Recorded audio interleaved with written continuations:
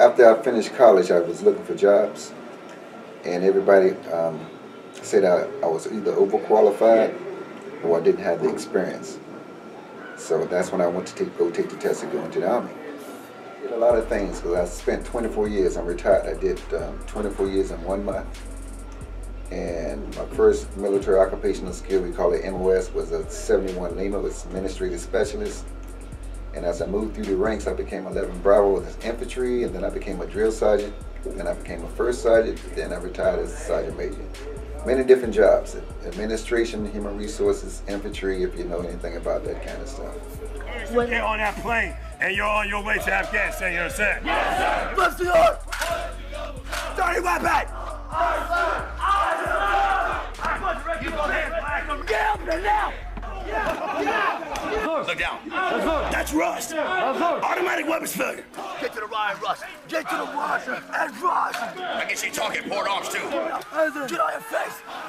I was working for Mantech Field Engineering when I finally got out of the Army. And what happened, I got laid off. So my mother told me to go substitute teach. And I started out as a substitute teacher, and later on, a couple of years after that, I became a teacher teaching pre-algebra and general math. And then I went back to school to become a counselor so that I could come and help a couple of you out.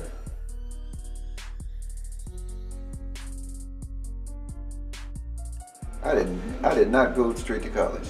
You know, I had me a little job working at Hardy's restaurant. I had a little job working at the hospital, had me a little car at work, paid $100 for this little slant 6 Valiant. And I had me an apartment, me and a couple of buddies, so I thought that was the world. Until this person said, well, you got all your life to work.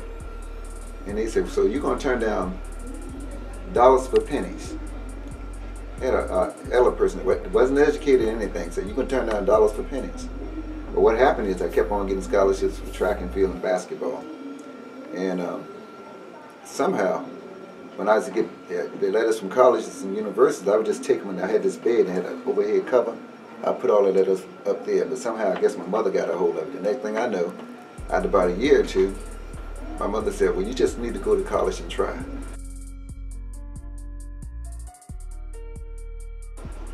Well, it's a knack, because I think I've walked the walk. I've experienced many different things in my life. I'm also a combat veteran. Got called back to active duty in 2005. I had to leave the school system for 4 years, and I fought in Iraq from May '05 to August '06. So helping people is just a knack. Go to? St. Augustine's College, Raleigh, North Carolina, and Bowie State University for my master's degree. And I went to Trinity University for my teaching certification. So I have a lot of military schools behind me too.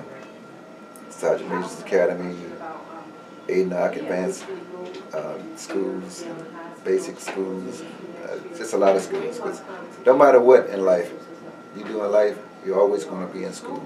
I don't care what job you do or what type of work you do, you're always going to have to get some kind of certifications, no matter what. So you're going to have to be able to read, and you got to be able to write. No matter what school or what job you do, there's always going to be updates. I have a Bachelor of Science, Business Administration with a minor in accounting, and have a Master's of Education with Guidance and Counseling.